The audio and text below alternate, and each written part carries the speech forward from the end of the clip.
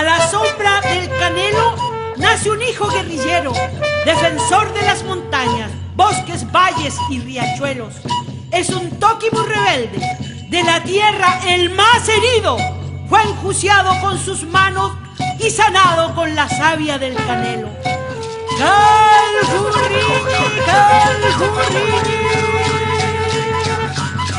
¡Galvarino, Galvarino! Gritan Frasia, Guacolda, Tehualde y Janequeo. No te venzan invasores, Melihuichan Mapuneu.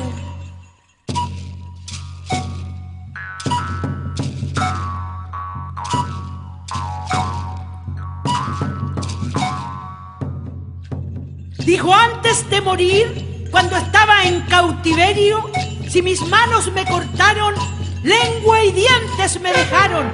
También sepan mis hermanos, mi mujer, padre, hijos y vecinos, que por ellos di mi vida, por mi tierra y mis ancestros.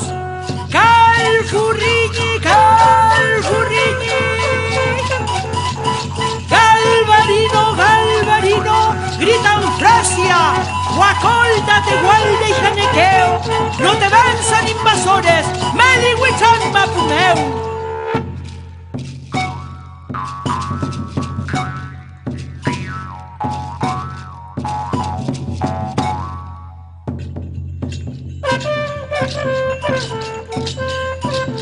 Calfulicán al mando de los toquis guerreros, Tucapel, Coya, Cayumanqui, Leucotón y Villalelmo, en el agreste cordón del Cañete y Millapoa, fue cautivo nuestro noble guerrero y colgado a la sombra del Canelo.